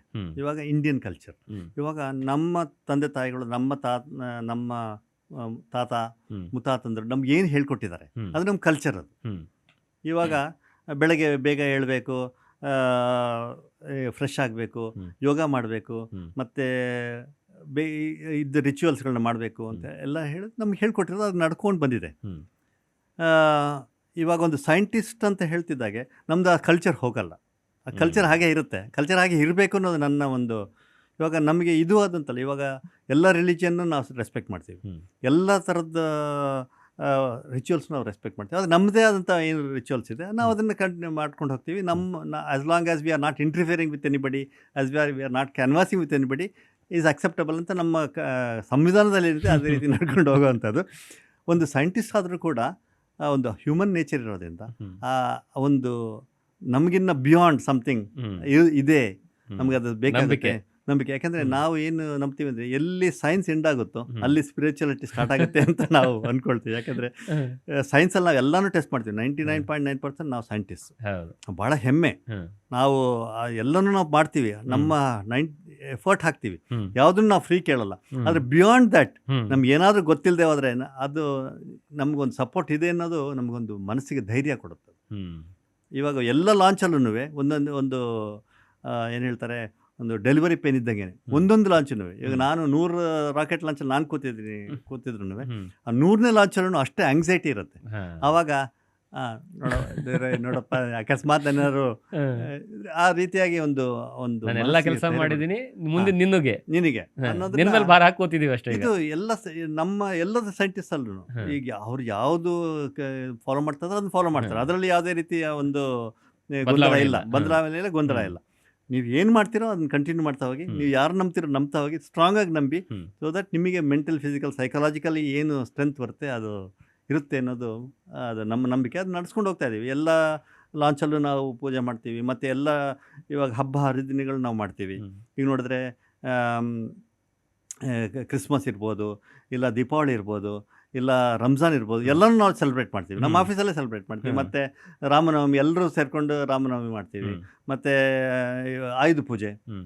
ಆಯುಧ ಪೂಜೆ ಬಹಳ ಗ್ರ್ಯಾಂಡಾಗಿ ಮಾಡ್ತೀವಿ ಎಲ್ಲರೂ. ಈಗ ಯಾವುದೇ ಡಿಫ್ರೆನ್ಸ್ ಇಲ್ಲ, ಹ್ಮ್. ಎಲ್ಲರೂ. ಹ್ಮ್. ಹಾಗೆ ನೋಡ್ತಾ ಹೋದರೆ ನೀವು ನಮ್ಮ ಅಬ್ದುಲ್ ಕಲಾಂ ಸಾಹೇಬ್ರು ನೋಡಿ, ಹ್ಮ್. ಅವ್ರು ಹುಟ್ಟಿದ್ದು ಮುಸ್ಲಿಂ ಇದರಲ್ಲಿ, ಹ್ಮ್. ಮತ್ತು ಅವರು ಬೆಳೆದು ಬಂದಿದ್ದು ರಾಮೇಶ್ವರಂ ದೇವಸ್ಥಾನದಲ್ಲಿ, ಹೌದು. ಓದಿದ್ದು ಮಿಷನರಿ ಸ್ಕೂಲಲ್ಲಿ. ಹ್ಮ್. ಒಂದು ನ್ಯಾಷನಲ್ ಇಂಟಿಗ್ರೇಷನ್, ಮತ್ತು ಎಲ್ಲನೂ ನಾವು ಅಕ್ಸೆಪ್ಟ್ ಮಾಡ್ಕೋಬೇಕು, ಎಲ್ಲರೂ ನಾವು ಒಟ್ಟಿಗೆ ತೊಗೊಂಡೋಗ್ಬೇಕು ಅಂತ ಎಕ್ಸಾಂಪಲ್ ಅಂಥವ್ರು ನನಗೆ. ಕರೆಕ್ಟ್. ಆ ರೀತಿಯಾಗಿ ಎಲ್ಲರೂ ನಾವು ಒಟ್ಟಿಗೆ ಸೇರಿಸ್ಕೊಂಡು, ಎಲ್ಲರೂ ರೆಸ್ಪೆಕ್ಟ್ ಮಾಡಿಕೊಂಡು, ಹ್ಮ್. ನಮ್ಮನ್ನು ಫಾಲೋ ಮಾಡಿಕೊಂಡು ನಾವು ಹ್ಮ್. ಮುಂದುವರಿತಾ ಇದ್ದೀವಿ. ಮತ್ತು ಇದು ಒಂದು I think this also ISRO culture ಅಂತ ನನಗೆ ಅನಿಸುತ್ತೆ. ಸರ್, ಇನ್ನೊಂದು ಇಂಪಾರ್ಟೆಂಟ್ ವಿಚಾರ. ಈಗ ಇಡೀ ವಿಶ್ವದಲ್ಲಿ ಭಾರತ ಸ್ಪೇಸಲ್ಲಿ ಎಷ್ಟನೇ ಸ್ಥಾನದಲ್ಲಿದೆ, ಫ್ಯೂಚರಲ್ಲಿ ಎಷ್ಟನೇ ಸ್ಥಾನದಲ್ಲಿ ಇರುತ್ತೆ? ಕಾರಣ ಏನು ಅಂದರೆ, ಈಗಿನ ಗ್ರೋತ್ ನೋಡ್ತಾ ಹೋದರೆ ಬಹಳಷ್ಟು ವೇಗವಾಗಿ ಹೋಗ್ತಾ ಇದ್ದೀವಿ ನಾವು. ಇನ್ನೂ ಆ ಚಾಲೆಂಜಸ್ಗಳು ಏನೇನಿದಾವೆ ಅಂತ? ಇವಾಗ ನಮ್ಮ 4ನೇ ಸ್ಥಾನದಲ್ಲಿದೆ. ಹ್ಮ್. ಅಂದರೆ ನಮ್ಮ ಅಚೀವ್ಮೆಂಟ್ಸಲ್ಲಿ, ಹ್ಮ್. ನಮ್ಮ ಕಾಂಟ್ರಿಬ್ಯೂಷನಲ್ಲಿ, ಹ್ಮ್. ಮತ್ತು ನಾವು ಏನು ಇದುವರೆಗೂ ಕಾಂಟ್ರಿಬ್ಯೂಟ್ ಮಾಡಿದ್ವಿ ಅದರಲ್ಲಿ ಹ್ಮ್. ಮಾಡೋಷ್ಟು ಭಾಳಷ್ಟಿದೆ. ಇದುವರೆಗೂ ಬರೀ ಇಸ್ರೋ ಅಂತ ಮಾತ್ರ ಇತ್ತು ಸ್ಪೇಸಲ್ಲಿ. ಹ್ಮ್. ಈ ರಾಕೆಟ್ ಮಾಡೋದಾಗಲಿ, ಸ್ಯಾಟಲೈಟ್ ಮಾಡೋದಾಗಲಿ ಇಸ್ರೋ ಅಂತ ಇತ್ತು. ಹ್ಮ್. ಈಗ ಒಂದು 2014-2015ಇಂದ ಹ್ಮ್. ಲಿಬರಲೈಸೇಷನ್ ಸ್ಟಾರ್ಟ್ ಆಯಿತು. ಹ್ಮ್. ಸ್ಪೇಸ್ ಪಾಲಿಸಿ ಅಂತ ಸ್ಟಾರ್ಟ್ ಆಯಿತು. ಹ್ಮ್. ಈ ಏನು ಗೌರ್ಮೆಂಟ್ ಚೇಂಜ್ ಆಯಿತು, ಹ್ಮ್. ಈ ಗೌರ್ಮೆಂಟ್ದು the way it is looking at space has become different. Hmm. ಅಂದರೆ ನಮಗೆ ಎಲ್ಲ ಗೌರ್ಮೆಂಟು ಸಪೋರ್ಟ್ ಮಾಡಿದೆ, ಹ್ಮ್. ಇಲ್ಲ ಅಂತ ಹೇಳಲೇಬಾರ್ದು. ಯಾಕೆಂದರೆ ಸ್ಟಾರ್ಟ್ ಮಾಡಿದ್ದು 1962. ಹ್ಮ್. 1962 ಇಂದ ಎಲ್ಲ ಸತತವಾದ ಎಲ್ಲ ಗೌರ್ಮೆಂಟು ಸಪೋರ್ಟ್ ಮಾಡ್ಕೊಂಡೇ ಬಂದಿದೆ. ಹ್ಮ್. ಆದರೆ ಈಗ ಏನು ಸ್ಪೇಸ್ ಪಾಲಿಸಿ ಅಂತ ಬಂತು, ಏನು ಕಮರ್ಷಿಯಲೈಸೇಷನ್ ಅಂತ ಬಂತು, ಹ್ಮ್. ಕಮರ್ಷಿಯಲೈಸೇಷನ್ಗೆ ನ್ಯೂ ಸ್ಪೇಸ್ ಇಂಡಿಯಾ ಲಿಮಿಟೆಡ್ ಅಂತ ಮಾಡ್ತು. ಹ್ಮ್. ಇಸ್ರೋನೇ 3 ವಿಂಗಡ ಆಗಿದೆ ಈಗ. ಡಿಪಾರ್ಟ್ಮೆಂಟ್ ಆಫ್ ಸ್ಪೇಸಲ್ಲಿ 3 ವಿಂಗಡ. ಹ್ಮ್. ಒಂದು ಇಸ್ರೋ, ಹ್ಮ್. ಅದು ರಿಸರ್ಚ್ ಡೆವಲಪ್ಮೆಂಟ್ ಮಾಡಬೇಕು. Hmm. New space India limited ಬಂದ್ಬಿಟ್ಟು ಮಾರ್ಕೆಟಿಂಗು ಮತ್ತು ಹ್ಮ್. ಕಮರ್ಷಿಯಲ್ ಸೇಲ್ ಮಾಡೋದು, ಅದೆಲ್ಲ new hmm. Space India limited ಮಾಡಬೇಕು. ಹ್ಮ್. ಆಮೇಲೆ ಇನ್ಸ್ಪೇಸ್ ಅಂತ ಹೇಳ್ಬಿಟ್ಟು ಹ್ಮ್. ಪಾಲಿಸಿ ಮೇಕಿಂಗ್ ಅದು. ಹ್ಮ್. ಈ ರೀತಿಯಾಗಿ 3 ಮಾಡಿರೋದ್ರಿಂದ ಹ್ಮ್. ಆ, ಏನು ಸ್ಟಾರ್ಟಪ್ಸ್ ಅಂತ ಇದೆ, ಹ್ಮ್. ಇವತ್ತು ಸಾವಿರಾರು ಸ್ಟಾರ್ಟಪ್ಸ್ ಆಗಿದೆ. ಹಾಗಾದ್ರೆ ಇವಾಗ ಸ್ಟಾರ್ಟ್ಅಪ್ಗಳ ಪಾಲ್ ಏನಿದೆ ಸರ್ ಈಗ ಭಾರತದಲ್ಲಿ? ಫಾರ್ ಎಕ್ಸಾಂಪಲ್, ನೀವು US ಅಲ್ಲಿ ಹೋದ್ರೆ ಈಗ ಆಲ್ರೆಡಿ ದೊಡ್ಡ ದೊಡ್ಡ ಕಂಪ್ನಿಗಳು ಎಲ್ಲವೂ ಸಹ ಅವ್ರದೇ ಆದಂತಹ ರಾಕೆಟ್ಗಳನ್ನ ಲಾಂಚ್ ಮಾಡ್ತಾರೆ, ಹೌದು. ಅವ್ರದೇ ಆದಂತಹ ಇದು ಇರುತ್ತೆ. ಹ್ಮ್. ಭಾರತದಲ್ಲಿ ಆ ರೀತಿಯಾದಂತಹ ವಾತಾವರಣ ಈಗ ಸೃಷ್ಟಿ ಆಗ್ತಾ ಇದೆ. ಈಗ ಸೃಷ್ಟಿ ಆಗ್ತಾ ಇದೆ, ಹಾ. ಮತ್ತು ಭಾಳ ಫಾಸ್ಟಾಗಿ ಬರ್ತಾ ಇದೆ. ಹ್ಮ್. ಅಂದರೆ ನಾವೇನು ಹೇಳ್ತೀವಿ ನೋಡಿ, ಲೇಟಾಗಿ ಬಂದರೆ ಲೇಟೆಸ್ಟಾಗಿ ಬರ್ತೀವಿ ಅಂತ. ಹ್ಮ್. ನಾವು ಲೇಟಾಗಿ ಬರ್ತಾ ಇದೀವಿ ಅಂದರೆ ಲೇಟೆಸ್ಟಾಗಿ ಬರ್ತಾ ಇದೀವಿ. ಅಂದರೆ ಹ್ಮ್. ಇವಾಗ ಏನು ಸ್ಟಾರ್ಟಪ್ಸ್ ಇದೆ, ನೀವು ನೋಡಿರ್ಬೋದು 2020ನಲ್ಲಿ ಸ್ಟಾರ್ಟ್ ಆಗಿರುವಂಥ ಒಂದು ಸ್ಟಾರ್ಟಪ್ ಹ್ಮ್. ಇವಾಗಲೇ ರಾಕೆಟ್ ಲಾಂಚ್ ಮಾಡ್ತಾ ಇದೆ. ಅದು ಓಕೆ. 4-5 ವರ್ಷದಲ್ಲೇ ಹ್ಮ್. ರಾಕೆಟ್ ಡೆವಲಪ್ ಮಾಡಿ ಹ್ಮ್. ಅಟ್ಮಾಸ್ಫಿಯರಿಂದ ಹೊರಗಡೆ ಹೋಗಿ ಹ್ಮ್. ಆರ್ಬಿಟ್ ಅಂತ ಹೇಳ್ತೀವಿ, ಹ್ಮ್. ಆರ್ಬಿಟ್ ಲಾಂಚ್ ಅಂತ ಹೇಳ್ಬೋದು, ಹ್ಮ್. ಆರ್ಬಿಟ್ ಲಾಂಚ್ ಅಚೀವ್ ಮಾಡ್ತಾ ಇದೆ. ಹ್ಮ್. ಅಂದರೆ ಹ್ಮ್. ಅಷ್ಟು ಫಾಸ್ಟಾಗಿ ಡೆವಲಪ್ ಆಗ್ತದೆ. ಮತ್ತು ಏನು 100-200 ಸ್ಟಾರ್ಟಪ್ಸ್ ಇತ್ತು, ಅದರಲ್ಲಿ 15-20 ಮಾತ್ರ ಸಕ್ಸಸ್ ಆಗ್ತದೆ. ಈಗ ಸಾವಿರಾರು ಸ್ಟಾರ್ಟಪ್ಸ್ ಇದೆ. ಹ್ಮ್. ಮತ್ತು ಗೌರ್ಮೆಂಟಲ್ಲಿ ಅಷ್ಟೇ ಎನ್ಕರೇಜ್ಮೆಂಟ್ ಇದೆ, ಮತ್ತು ವೆಂಚರ್ ಕ್ಯಾಪಿಟಲ್ಸ್ ಇದೆ. ಇದಕ್ಕೆ ಹ್ಮ್. ವೆಂಚರ್ ಕ್ಯಾಪಿಟಲ್ಸ್ ತುಂಬ ಇನ್ವೆಸ್ಟ್ಮೆಂಟ್ ಬರ್ತಾ ಇದೆ. ಈಗ ನೋಡಿದ್ರೆ ಏನು 2% ಅಂತ ನಾವಿದೆ, ಅದು ಡೆಫಿನೆಟ್ ಆಗಿ 20%ಗೆ ಹೋಗುವಂಥ ಎಲ್ಲ ಸಾಧ್ಯತೆ ಕಾಣ್ತಾ ಇದೆ. ಇವಾಗ ಸ್ಪೇಸಲ್ಲಿ ನಮ್ಮದು 2% ಮಾತ್ರನೇ ಕಾಂಟ್ರಿಬ್ಯೂಷನ್. 20% ಅಷ್ಟು ಕಾಂಟ್ರಿಬ್ಯೂಷನ್ ನಮ್ಮದು ಆಗೋಂಥ ಲಾಂಚ್ ವೆಹಿಕಲ್ ಆಗಲಿ, ಸ್ಯಾಟಲೈಟ್ ಆಗಲಿ, ಇಲ್ಲ ಅಪ್ಲಿಕೇಶನ್ಸಲ್ಲಾಗಲಿ, ಅದು ಡೆಫಿನೆಟ್ ಆಗಿ ನಮಗೆ ಕಾಣಿಸ್ತಾ ಇದೆ. ಒಂದು. ಎರಡನೇದು, ಇವಾಗ ಎಕ್ಸ್ಪ್ಲೋರೇಷನ್ ಮಿಷನ್ಸ್ ಅಂತ ತಗೊಳ್ಳಿ. ನಾವು ಚಂದ್ರಯಾನ ಮಾಡಿದ್ವಿ, ಮಂಗಳಯಾನ ಮಾಡಿದ್ವಿ. ನಾವು ಲೇಟಾಗಿ ಬಂದರೂ ಲೇಟೆಸ್ಟ್ ಆಗಿ ಬಂದ್ವಿ ಅಲ್ಲೂ ಕೂಡ. ಹೌದು. ಇವಾಗ ಈ ಬಾಕಿ ದೇಶದವ್ರು ಹೋಗಿದ್ರು ನಾವು ಬರ್ಬೇಕಾದ್ರೆ ನಾವು ಹೊಸದಾಗೆ ತಗೊಂಬಂದ್ವಿ. ಅದೇ ರೀತಿಯಾಗಿ ಇವಾಗ ವೀನಸ್ ಮಿಷನ್ ಇದೆ, ಮತ್ತೆ ಮಾರ್ಸಲ್ ಲ್ಯಾಂಡಿಂಗ್ ಇದೆ. ಮೋಸ್ಟ್ ಇಂಪಾರ್ಟೆಂಟ್ ಕಾಲನೈಸೇಷನ್ ಥಿಂಕ್ ಮಾಡ್ತಾ ಇದೀವಿ ಈಗ. ಚಂದ್ರಯಾನದಲ್ಲಿ ಕಾಲನೈಸೇಷನ್ ಆಗ್ಬೋದು, ಮಾರ್ಸಲ್ ಕಾಲನೈಸೇಷನ್ ಆಗ್ಬೋದು. ಅಲ್ಲಿ ಕೂಡ ಬಹಳಷ್ಟು ಕೆಲಸ ನಡೀತಾ ಇದೆ. ಬೇಕಾದಂಥ ಲಾಂಚ್ ವೆಹಿಕಲ್ ಆಗಲಿ, ಮತ್ತೆ ಸ್ಯಾಟಲೈಟ್ ಆಗಲಿ, ಟೆಕ್ನಾಲಜಿ ಎಲ್ಲ ಬರ್ತಾ ಇದೆ. ಪ್ಲಸ್ ಈ ಸ್ಟಾರ್ಟ್ಅಪ್ ಕಲ್ಚರ್ ಅಂತ ಏನಿದೆ, ಇಂಡಸ್ಟ್ರಿ ಇದು ನೋಡಿ, ಪಬ್ಲಿಕ್ ಪ್ರೈವೇಟ್ ಪಾರ್ಟ್ನರ್ಶಿಪ್ ಅಂತ ಏನು ಹೇಳ್ತಾರೆ, ಸ್ಟಾರ್ಟ್ಅಪ್ ಮಾತ್ರ ಅಲ್ಲ, 500ಕ್ಕಿಂತ ಹೆಚ್ಚು ಇಂಡಸ್ಟ್ರಿಗಳು, public, medium scale, small scale, large scale, ಎಲ್ಲ ಥರದ ಇಂಡಸ್ಟ್ರಿಗಳು, ಇಂಡಿಯನ್ ಇಂಡಸ್ಟ್ರಿಗಳು ಇದಕ್ಕೆ ಕಾಂಟ್ರಿಬ್ಯೂಟ್ ಮಾಡ್ತಾ ಇದೆ. They are getting benefited and country is also getting benefited. Okay sir, ಇಡೀ ವಿಶ್ವದಲ್ಲೇ ಇಸ್ರೋ ಯಾಕೆ ಕಾಸ್ಟ್ ಎಫೆಕ್ಟಿಂಗ್ ಆಗಿದೆ? ಬೇರೆ ದೇಶಗಳಲ್ಲೆಲ್ಲ ಫಾರ್ ಎಕ್ಸಾಂಪಲ್ ನೀವು US ಅಲ್ಲಿ ಹೋದ್ರೆ ಅಲ್ಲಿಂದ ಬಜೆಟ್ ನೋಡ್ಕೊಂಡ್ರೆ ನಮ್ಮ ಇಲ್ಲಿಂದ ಇಡೀ ಒಂದು 10 ವರ್ಷದ ಬಜೆಟ್ ಇರುತ್ತೆ. ಹೌದು. ಅಷ್ಟರ ಮಟ್ಟಿಗೆ ಇದ್ರೂ ಸಹ ಸಕ್ಸಸ್ಫುಲ್ ಇದೆ. ಯಾವ ರೀತಿಯಾದಂತಹ ಇದಕ್ಕೆ ಪ್ರಿಪ್ರೇಷನ್ ಇರುತ್ತೆ ಇಸ್ರೋದಲ್ಲಿ ಅಂತ? ಈಗ ನೋಡಿದ್ರೆ ನೀವು ಈಗ ಮಂಗಳಯಾನನೇ ನೋಡಿದ್ರೆ ನಾವು 400 ಕೋಟಿ ಮಾಡಿದ್ವಿ. ಅದೇ ಟೈಮಿಗೆ ಅಮೆರಿಕದವ್ರು ಮಾಡಿದ್ರು 4500 ಕೋಟಿ. ಅದೇ ಅಷ್ಟು ಒಂದು ಸ್ಕೇಲ್ ಇತ್ತು. 10 ಪಟ್ಟು ಈ ಅದ್ರದ್ದು ಕ್ಷಮತೆ ನೋಡಿದ್ರೆ, ಅಂದ್ರೆ ಅದ್ರದ್ದು ಪರ್ಫಾರ್ಮೆನ್ಸ್ ಆಗಲಿ, ಅದ್ರದ್ದು ಕೆಪಬಿಲಿಟಿ ನೋಡಿದ್ರೆ ನಮ್ದು ಯಾವುದೇ ಕಡಿಮೆ ಇಲ್ಲ. ಆ ರೀತಿಯಾಗಿ ನೋಡ್ತಾ ಹೋದ್ರೆ ಇಲ್ಲಿ ಏನಂತಂದ್ರೆ, ಇಲ್ಲಿ ಏನು ಕಲ್ಚರ್ ಅಂತ ಹೇಳ್ತೀವಿ, ನಮ್ದು ವರ್ಕ್ ಕಲ್ಚರ್ ಅಂತ ಹೇಳ್ತೀವಿ, ಮತ್ತೆ ವರ್ಕ್ ಲೈಫ್ ಬ್ಯಾಲೆನ್ಸ್ ಅಂತ ಹೇಳ್ತೀವಿ. ಐ ಥಿಂಕ್ ನಮ್ಮಲ್ಲಿ ಚೆನ್ನಾಗಿದೆ ಅಂತ ನನಗೆ ಅನಿಸುತ್ತೆ. ಓಕೆ. ಮತ್ತೆ ಇಲ್ಲಿದು ನಮ್ಮ ಏನು ಇಲ್ಲಿ ಎನ್ವೈರನ್ಮೆಂಟ್ ಕ್ರಿಯೇಟ್ ಆಗಿದೆ, ಇಲ್ಲಿ ಎಫಿಷಿಯೆಂಟ್ ಆಗಿ ಥ್ರೂಪುಟ್ ಬರ್ತಾ ಇದೆ. ಮತ್ತೆ ಇಂಡಸ್ಟ್ರಿ ಕಾಂಟ್ರಿಬ್ಯೂಷನ್ ಕೂಡ ನೋಡಿ, ಇವಾಗ ನಮ್ಮ ಇಂಡಸ್ಟ್ರಿನಲ್ಲಿ ಅವರು ಕಮರ್ಷಿಯಲ್ ಮಾಡ್ತಾರೆ, ಮಿಲಿಟರಿ ಮಾಡ್ತಾರೆ, ಡಿಫೆನ್ಸ್ ಮಾಡ್ತಾರೆ, ಏರೋಸ್ಪೇಸು ಮಾಡ್ತಾರೆ, ಎಲ್ಲಾನು ಮಾಡ್ಕೊಡ್ತಾರೆ. ಆದರೆ ಅಷ್ಟೇ ಕಂಪಾರ್ಟ್ಮೆಂಟಲೈಸ್ ಆಗೋ ಇದ್ದಾರೆ ಅವರು. ಅಂದರೆ ಅದು ಮಿಕ್ಸ್ ಆಗಿ ಪ್ರಾಬ್ಲಮ್ ಆಗೋದು ಆ ಥರನೂ ಇಲ್ಲ. ಈ ರೀತಿಯಾಗಿ ಇಂಡಸ್ಟ್ರಿ ಕೂಡ ಕಾಂಟ್ರಿಬ್ಯೂಷನ್ ಇದೆ. ಇದರಿಂದ ಈ ಈಕೋಸಿಸ್ಟಮ್ ಅಂತ ಏನಿದೆ, ಇಂಡಿಯನ್ ಈಕೋಸಿಸ್ಟಮ್, ಇಂಡಿಯನ್ ಮತ್ತೆ ಏನು ಲಿಬರ್ಟಿ ಇದೆ, ನಮಗೆ ಏನು ಫ್ರೀಡಮ್ ಇದೆ. ಇವಾಗ ನೀವು ಇದನ್ನು ಮಾಡು, ಅದನ್ನು ಮಾಡು, ಎಲ್ಲದಕ್ಕೂ ನಾವು ಫ್ರೀಡಮ್ ಕೊಟ್ಟಿದ್ದೀವಿ. ಅದೆಲ್ಲ ಒಂದು ಕಾಂಬಿನೇಷನ್ ನೋಡಿದ್ರೆ ಈಕೋಸಿಸ್ಟಮ್ ಹೆಲ್ಪ್ ಆಗ್ತಾ ಇದೆ ಅಂತ ನನಗೆ ಅನಿಸ್ತಾ ಇದೆ. ಓಕೆ ಸರ್, ಇನ್ನೊಂದು ಇಸ್ರೋ ಮತ್ತೆ ನಾಸಾದ ವಿಚಾರದಲ್ಲಿ ನೋಡ್ತಾ ಹೋದ್ರೆ, ನಾನು ಎಲ್ಲ ನೋಡ್ಕೊಂಡು ಒಂದು ನೋಟ್ ಮಾಡ್ಕೊಂಡು ಬಂದಿದ್ದೇನೆ. ಇಫ್ ಐ ಆಮ್ ರಾಂಗ್ ಸ್ವಲ್ಪ ಕರೆಕ್ಟ್ ಮಾಡಿ. ನಾಸಾದ ಇಂಟರ್ನೆಟ್ ಸ್ಪೀಡು 91 Gbps ಅಂತ ಇರುತ್ತೆ, ಆದರೆ ಇಸ್ರೋದ ಇಂಟರ್ನೆಟ್ ಸ್ಪೀಡು 2 Gbps ಅಂತ ಇದೆ ಅಂತ. ಹೌದಾ ಸರ್? ಅದೇನಂತಂದ್ರೆ, ಇದು ಇಂಟರ್ನೆಟ್ ಸ್ಪೀಡು ಯಾವುದ್ರ ಮೇಲೆ ಆಧಾರ ಅಂತ ನಾವು ನೋಡ್ಬೇಕಾಗುತ್ತೆ. ಇವಾಗ 91 Gbps ಅವರು ನಮಗೆ ಬೇಕಾನ್ನೋದೇ ಒಂದು ಇಂಪಾರ್ಟೆಂಟ್. ನಮ್ಮನ್ನ ಕೇಳಿದ್ರೆ ನನಗೆ ಇಂಟರ್ನೆಟ್ ಸ್ಪೀಡ್ ಅಂಥದ್ದು ಬೇಕಾಗಿಲ್ಲ. ಯಾಕೆಂದ್ರೆ ನನ್ನ ಇನ್ಫಾರ್ಮೇಶನ್, ನನ್ನ ಕಂಪ್ಯೂಟರ್, ನನ್ನ ಸಾಫ್ಟ್ವೇರ್, ನನ್ನ ಡೆವಲಪ್ಮೆಂಟ್, ನನ್ನ ಇಂಟರ್ನಲ್, ನಾನು ಎಕ್ಸ್ಟರ್ನಲ್ ವರ್ಲ್ಡ್ ಕನೆಕ್ಟ್ ಮಾಡೋದೇ ಕಡಿಮೆ. ನನಗೆ ಆ ಎಕ್ಸ್ಟರ್ನಲ್ ವರ್ಲ್ಡ್ಗೆ ಅಷ್ಟು ಕನೆಕ್ಟ್ ಮಾಡೋವಂಥ ನೆಸೆಸಿಟಿ ಅಷ್ಟು ನನಗಿಲ್ಲ. ಪ್ಲಸ್ ಇನ್ನೊಂದೇನಂತಂದ್ರೆ, ಈಗಿರುವಂಥ ಸಿಚುವೇಶನಲ್ಲಿ, ಈಗಿರುವಂಥ ಹ್ಯಾಕಿಂಗ್ ಆಗಲಿ, ಇದಾಗಲಿ, ನೀವು ನೋಡಿದ್ರೆ ನಾವು ಭಾಳ ಪ್ರೊಟೆಕ್ಟೆಡ್ ನಾವು. ಎಕ್ಸಾಕ್ಟ್ಲಿ. ಸೊ ದಟ್ ವೇ ನಮಗೆ ಎಕ್ಸ್ಟರ್ನಲ್ ವರ್ಲ್ಡ್ಗೆ ಕನೆಕ್ಷನ್ ನಮ್ಗೆ ಜಾಸ್ತಿ ಬೇಕಿಲ್ಲ. ನಮ್ಗೆ ಎಲ್ಲಿ ಬೇಕೋ ಅಲ್ಲಿ ನಾವು ಇಟ್ಕೊಂಡಿದ್ದೀವಿ. ಇವಾಗ ನಮ್ಮಲ್ಲಿ ಸೂಪರ್ ಕಂಪ್ಯೂಟರ್ ಇದೆ. ನಮ್ಮ ಸೂಪರ್ ಕಂಪ್ಯೂಟರ್ ಬಂದ್ಬಿಟ್ಟು ಎಲ್ಲಿ ನಾನ್ ಕ್ರಿಟಿಕಲ್ ಆಕ್ಟಿವಿಟೀಸ್ ಇದೆ, ನಾನ್ ಸ್ಟ್ರಾಟಜಿಕ್ ಆಕ್ಟಿವಿಟೀಸ್ ಇದೆ, ನಾವು ಅದನ್ನ main cloud, main server connect ಮಾಡ್ಕೋಬಹುದು. ಅಲ್ಲಿ 90 Gbps ಅದು ಇನ್ನೂ ಜಾಸ್ತಿಗೆ ನಮ್ಮ ಸ್ಪೀಡಲ್ಲಿ ಇದೆ. ಅದರಿಂದ ಆ ರೀತಿಯಾಗಿ ನಮ್ಗೆ ಎಲ್ಲಿ ಬೇಕೋ ಅಲ್ಲಿ ನಾವು ಇಟ್ಕೊಂಡಿದ್ದೀವಿ. ಎಲ್ಲಿ ಬೇಡವೋ ನಾವು ಅಲ್ಲಿ ಪರ್ಪಸ್ಫುಲ್ ಆಗಿನೇ ಕಡಿಮೆ ಇಟ್ಕೊಂಡಿದ್ದೆ. ಮತ್ತೆ ಇನ್ನೊಂದು ತುಂಬಾ ಚರ್ಚೆ ಆಗಲ್ಲ ಸರ್, ಅಂದ್ರೆ ಸುಮ್ಮನೆ ಒನ್ ವರ್ಡ್ ಅಲ್ಲಿ, ಇಡೀ 40 ವರ್ಷದ ಇಸ್ರೋದ ಬಜೆಟು ಅಮೆರಿಕದ 6 ತಿಂಗಳ ಬಜೆಟ್ಗೆ ಸಮನಾಗಿದೆ. ಈಗ ನಮ್ಮ ಪ್ರೋಗ್ರಾಮ್ ಏನಂತ ಹೇಳಿದ್ರೆ, ಜನಸಾಮಾನ್ಯನ ತಲುಪಬೇಕು, ನಮ್ಮ ದೇಶಕ್ಕೆ ಬೇಕಾದಂಥ ಸರ್ವಿಸ್ ಕೊಡಬೇಕು ಅಂತ ನಮ್ಮ ವಿಷನ್, ಮಿಷನ್ ಅದನ್ನೇ. ಈಗ ವಿಕ್ರಮ್ ಸಾರಾಭಾಯಿ ನೋಡಿದ್ರೆ ಅದನ್ನೇ ಹೇಳಿದ್ ನಮಗೆ. ಅದರಿಂದ ನಾವೇನೇನು ಮಾಡ್ತಾ ಇದೀವಿ, ನಮ್ಮಲ್ಲಿ ಫಸ್ಟ್ ನೀವು ಮೀಟ್ ಮಾಡೋಣ, ನಮ್ಮ ಜನಗಳಿಗೆ ಸರ್ವಿಸ್ ಬೇಕು, ಅದನ್ನು ಕೊಡೋಣ, ಅದಾದಮೇಲೆ ಎಕ್ಸ್ಪ್ಲೋರೇಷನ್ ಮಾಡೋಣ. ಇವಾಗ ಹಾಗಾಗಿ ನಮ್ಮ ಬಡ್ಜೆಟ್ ಹೀಗಿದೆ.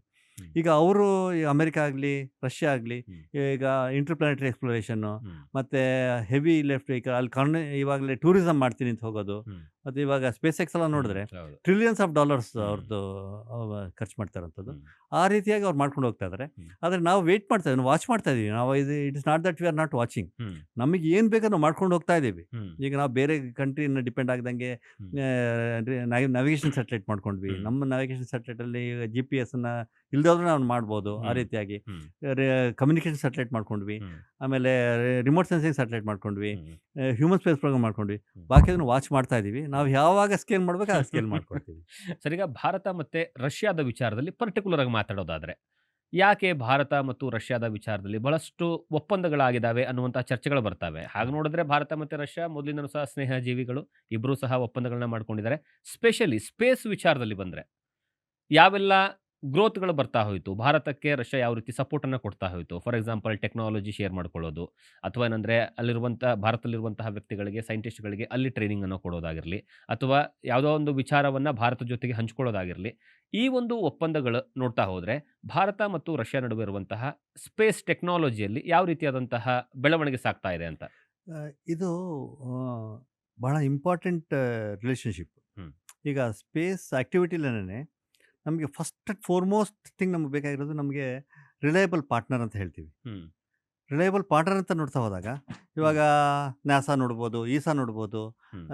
ಜಾಪನೀಸ್ ಸ್ಪೇಸ್ ಪ್ರೋಗ್ರಾಮ್ ನೋಡ್ಬೋದು, ರಷ್ಯಾ ನೋಡಿದ್ರೆ ಹ್ಮ್. ನಮಗೆ ಇವ್ರು ಭಾಳಷ್ಟು ರಿಲಯಬಲ್ ಪಾರ್ಟ್ನರ್ ಅಂತ ಅನ್ಸುತ್ತೆ. ಯಾಕಂದರೆ ಹ್ಮ್. ನಮಗೆ ಏನು ಬೇಕೋ, ಯಾವಾಗ ನಮ್ಗೆ ಕೊಡ್ತಾ ಹೋಗಿದ್ದಾರೆ. ಹ್ಮ್. 1972ನಲ್ಲಿ ಅವ್ರು ಫಸ್ಟ್ ಲಾಂಚ್ ವೆಹಿಕಲ್ ಏನು ಅನೌನ್ಸ್ ಮಾಡಿದ್ರು, ಹ್ಮ್. ನಮ್ಮ ಆರ್ಯಭಟ ಸ್ಟಾರ್ಟ್ ಮಾಡಿದ್ದೆ ಅಲ್ಲಿಂದ. ಅಲ್ಲಿಂದ. ಹ್ಮ್. 1975 ಲಾಂಚ್ ಮಾಡಿದ್ವಿ. ಹ್ಮ್. 1972ನಲ್ಲಿ ಅವ್ರು ಹೇಳಿದ್ರು, ಹ್ಮ್. ನಿಮಗೆ ನಾವು ಸ್ಯಾಟಲೈಟ್ ಕೂಡ ಮಾಡೋದಕ್ಕೆ ಹೆಲ್ಪ್ ಮಾಡ್ತೀವಿ. ನಾವೇ ಮಾಡಿದ್ವಿ, ಹ್ಮ್. ನಾವು ಅದ್ರಲ್ಲಿ ಸಕ್ಸಸ್ ಆದ್ವಿ, ಅದು ಬೇರೆ ವಿಷಯ. ಆದ್ರೂ ಹ್ಮ್. ಅಲ್ಲಿಂದ ಸ್ಟಾರ್ಟ್ ಆಯಿತು. ಹ್ಮ್. ಅದಾದಮೇಲೆ ಅವರು ನಮ್ಮದು ರಿಮೋಟ್ ಸೆನ್ಸಿಂಗ್ ಸ್ಯಾಟಲೈಟ್ನ ಹ್ಮ್. ಇವಾಗ 1979 ಮತ್ತು 1780 ಹ್ಮ್. ಆ ಟೈಮಲ್ಲಿ ಕೂಡ ರಿಮೋಟ್ ಸೆನ್ಸಿಂಗ್ ಸ್ಯಾಟಲೈಟ್ಸ್ ಏನು ಬೇಕಾಗಿತ್ತು ಹ್ಮ್. ಅದನ್ನು ಹ್ಮ್. ಲಾಂಚ್ ಮಾಡೋದಕ್ಕೆ.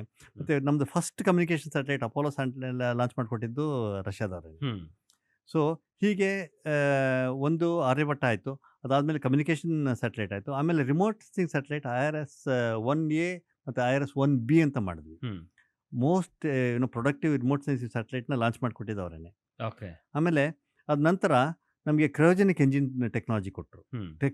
ಟೆಕ್ನಾಲಜಿ ಕೊಡಲಿಲ್ಲ, ಟೆಕ್ನಾಲಜಿ But ಕೊಡಬೇಕಿತ್ತು technology, ನಮಗೆ technology actually they were ready to give technology. Hmm. But ನಮಗೆ ಸ್ಯಾಂಕ್ಷನ್ಸ್ ಬಂತು ಅವಾಗ. ಹ್ಮ್. ಸ್ಯಾಂಕ್ಷನ್ಸ್ ಬಂದಿದ್ದರಿಂದ ನಮಗೆ ಟೆಕ್ನಾಲಜಿ ಕೊಡಲಿಲ್ಲ. ಹ್ಮ್. 6 ಕ್ರಯೋಜನಿಕ್ ಎಂಜಿನ್ ನಮಗೆ ಕೊಟ್ಟರು ಅವರು. ಹ್ಮ್. ಆ 6 ಕ್ರಯೋಜನಿಕ್ ಎಂಜಿನ್ ಕೊಟ್ಟಿದ್ದರಿಂದ ನಾವು GSAT 1, 2, 3, 4, GSAT 6ವರೆಗೂ ಹ್ಮ್. ಅವ್ರ ಎಂಜಿನ್ ಯೂಸ್ ಮಾಡಿಕೊಂಡು ಹ್ಮ್. ನಮ್ಮ ರಾಕೆಟಲ್ಲಿ ನಾವು ಲಾಂಚ್ ಮಾಡಿದ್ವಿ. ಓಕೆ. ಅದಾದಮೇಲೆ ನಾವು ನಮ್ಮದೇ ಆದಂಥ Cryogenic engine ready ಮಾಡ್ಕೊಂಡು. ಕ್ರಯೋಜನಿಕ್ ಎಂಜಿನ್ ಡೆವಲಪ್ ಹ್ಮ್. ಮಾಡಿಕೊಂಡು ಹ್ಮ್. ನಾವು ಅದರಲ್ಲಿ ಸಕ್ಸಸ್ಫುಲ್ ಆದ್ವಿ. ಹ್ಮ್. ಆಮೇಲೆ ಮಾರ್ಕ್ 3 ಮಿಷನ್ ಅಂತ ಹೇಳ್ಬಿಟ್ಟು ಹ್ಮ್. ಇದನ್ನೆಲ್ಲ ಕಂಟಿನ್ಯೂಸ್ ಆಗಿ ನಮ್ಗೆ ಸಪೋರ್ಟ್ ಮಾಡ್ತಾ ಇದ್ದಾರೆ. ಹೇಗೆ ಡಿಸೈನ್ ಮಾಡಬೇಕು, ಹೇಗೆ ಡೆವಲಪ್ ಮಾಡಬೇಕು, ಹ್ಮ್. ಹೇಗೆ ಟೆಸ್ಟಿಂಗ್ ಮಾಡಬೇಕು. ಹ್ಮ್. ಅಂದರೆ ಟೆಕ್ನಾಲಜಿ ಅಲ್ಲ ಇದು, ಹ್ಮ್. ನಮ್ಗೆ ಯಾವಾಗ Supportive ಸಪೋರ್ಟ್ ಆಗ್ಬೇಕು. ಬೇಕು. ಹ್ಮ್. ಯಾಕಂದರೆ ಸ್ಯಾಂಕ್ಷನ್ಸ್ ಅನ್ನೋದು ಒಂಥರ ಪರ್ಮನೆಂಟ್ ಆಗಿ ಇದ್ಬಿಟ್ಟಿದೆ ಈ ಫೀಲ್ಡಲ್ಲಿ. ನಮಗೆ ಹ್ಮ್. ಹ್ಮ್. ಹ್ಮ್. ಯಾವ ಟೆಕ್ನಾಲಜಿ ಟ್ರಾನ್ಸ್ಫರ್ ಮಾಡಕ್ಕೆ ಬಿಡ್ತಾ ಇಲ್ಲ. ಹ್ಮ್. ಯಾಕಂದರೆ ಇದೊಂದು ಥರ್ಡ್ ವರ್ಲ್ಡ್ ಕಂಟ್ರಿ, ಹ್ಮ್. ಇವ್ರಿಗೆ ಕೊಡಬಾರ್ದು, ಹ್ಮ್. ಬಿಗ್ ಬ್ರದರ್ ಅಟಿಟ್ಯೂಡ್ ಇದ್ದೇ ಇದೆ. ಇದ್ದೇ ಇದು ಇರುತ್ತೆ. ಹ್ಮ್. ಗೊತ್ತಿದ್ದೇನೆ. ಹ್ಮ್. ಅದರಿಂದ ಕಂಟಿನ್ಯೂಸ್ ಆಗಿ ನಮಗೆ ಸಪೋರ್ಟ್ ಮಾಡ್ಕೊಂಡು ಬಂದಿದ್ದಾರೆ. ಹ್ಮ್. ಅದಾದಮೇಲೆ ನಮ್ಮದೇ ಆದಂಥ ಏನು ಕ್ರಯೋಜನಿಕ್ ಎಂಜಿನ್ ಡೆವಲಪ್ ಮಾಡಿದ್ವಿ, ಹ್ಮ್. ಅವಾಗ ಬೇಕಾದಂಥ ರಿವ್ಯೂಸ್ ಆಗಲಿ, ಹ್ಮ್. ಮತ್ತು ಹ್ಮ್. ಟೆಸ್ಟಿಂಗಿಗಾಗಲಿ, ಹ್ಮ್. ಮತ್ತು ಫೆಸಿಲಿಟಿ ಬಿಲ್ಡಪ್ಗೆ ಹ್ಮ್. ಅವರು ನಮಗೆ ಸಪೋರ್ಟನ್ನು ಮಾಡಿದ್ದಾರೆ. ಹ್ಮ್. ಅದ ನಂತರ ಈಗ 2019ರಲ್ಲಿ ನಾವು ಏನು ಗಗನಯಾನ ಪ್ರೋಗ್ರಾಮ್ ಹಮ್ಮಿಕೊಂಡ್ವಿ, ಹ್ಮ್. ಅವಾಗ ಗಗನಯಾತ್ರಿಗಳನ್ನ ಟ್ರೈನಿಂಗ್ ಕೊಡೋದು ಹ್ಮ್. ಅದರಲ್ಲಿ, ಮತ್ತು ಈಗ ಕ್ರೂ ಮಾಡ್ಯೂಲ್, ಸರ್ವಿಸ್ ಮಾಡ್ಯೂಲ್ನ ಮಾಡುವಂಥದ್ದು, ಹ್ಮ್. ಮತ್ತು ಕ್ರೂ ಇಜೆಕ್ಷನ್ ಸಿಸ್ಟಮ್ ಮಾಡುವಂಥದ್ದು, ಹ್ಮ್. ಆಮೇಲೆ ಅಸ್ಟ್ರೋನಾಟ್ ಮೇಂಟೆನೆನ್ಸ್ ಅಂತ ಹೇಳ್ತೀವಿ ಹ್ಮ್. ಇದರಲ್ಲಿ ಕ್ರೂ ಮಾಡ್ಯೂಲಲ್ಲಿ, ಹ್ಮ್. ಅದನ್ನು ಹೇಗೆ ಡೆವಲಪ್ ಮಾಡುವಂಥದ್ದು. ಹ್ಮ್. ಕೆಲವು ಮಾಡ್ಯೂಲ್ಸನ್ನು ಕೂಡ ಅವರು ಕೊಡುವಂಥ ಒಂದು ಅರೇಂಜ್ಮೆಂಟ್ ರಷ್ಯಾ ಮತ್ತು ಇಂಡಿಯಾಗೆ ಗಗನಯಾತ್ರಿಗಳಿಗಿದೆ. ಹ್ಮ್. ಅದಲ್ಲದಾಗೆ ಇವಾಗ ನೆಕ್ಸ್ಟು ಸೆಮಿ ಕ್ರಯೋಜನಿಕ್ ಎಂಜಿನ್ ಅಂತ ಇದೆ. ಹ್ಮ್. ಆ ಟೆಕ್ನಾಲಜಿ ನಮ್ಮಲ್ಲಿ ಇವಾಗ ಇನ್ನೂ ಡೆವಲಪಿಂಗ್. ಹ್ಮ್. ಯಾಕಂದರೆ ಸೆಮಿ ಕ್ರಯೋಜನಿಕ್ ಎಂಜಿನ್ ನಮಗೆ ಬೇಕು. ಹ್ಮ್. ಯಾಕೆಂದರೆ 6000 kgಗಿನ್ನ ಹೆಚ್ಚು ವೆಯ್ಟನ್ನು ಲಿಫ್ಟ್ ಮಾಡಬೇಕಂತಂದರೆ ಹ್ಮ್. ಕ್ರಯೋಜನಿಕ್ ಎಂಜಿನ್ಗಿನ್ನ ಸೆಮಿ ಕ್ರಯೋಜನಿಕ್ ಎಂಜಿನ್ ಭಾಳ ಎಫಿಷಿಯೆಂಟ್. ಹ್ಮ್. ಆ ಟೆಕ್ನಾಲಜಿನ ಅವರು ಬೇಕಾದಂಥ ಇನ್ಫಾರ್ಮೇಷನ್ ಕೊಡೋದಕ್ಕೆ ಮತ್ತು ಎಂಜಿನ್ಗಳನ್ನ ಕೊಡೋದಕ್ಕೆ, ಫಸ್ಟು ಎಂಜಿನ್ ಕೊಡೋದು, ಹ್ಮ್. ಅದಾದಮೇಲೆ ಟೆಕ್ನಾಲಜಿ ಬಗ್ಗೆ ಹ್ಮ್. ಆ ಎಂಜಿನ್ಗಳನ್ನ ಕೊಡುವಂಥ ಒಂದು ಒಪ್ಪಂದ ಈಗ ನಡೆದಿದೆ. ಮತ್ತು ಫ್ಯೂಚರಲ್ಲಿ ಭಾಳ ಇಂಪಾರ್ಟೆಂಟ್ ಆಗಿ ಏನಂತಂತಂದರೆ 2035 2040ನಲ್ಲಿ ಹ್ಮ್. ನಾವು ನಮ್ಮದೇ BSS ಅಂತ ಭಾರತ್ ಸ್ಪೇಸ್ ಸ್ಟೇಷನ್ ಅಂತ ಮಾಡಬೇಕು ಅಂತ ಹ್ಮ್. ಇದ್ದೀವಿ. ಹ್ಮ್. ಇವಾಗ ಈ ISS ಅಂತ ಏನಿದೆ 2030ಗೆ ಅದ್ರ ಲೈಫ್ ಮುಗಿದೋಗುತ್ತೆ, ಹ್ಮ್. ಅದಾದಮೇಲೆ ಇರಲ್ಲ. ಹ್ಮ್. ಅದಾದಮೇಲೆ ಒಂದು ಸ್ಪೇಸ್ ಸ್ಟೇಷನ್ ಡೆವಲಪ್ ಆಗಬೇಕು. ಹ್ಮ್. ಅದಕ್ಕೆ ಇಂಡಿಯಾ ಜೊತೆ ಕೈ ಜೋಡಿಸೋದಕ್ಕೆ ಅವ್ರು ಒಪ್ಪಂದವನ್ನು ರಷ್ಯಾ. ಮಾಡ್ಕೊಂಡಿದ್ದಾರೆ.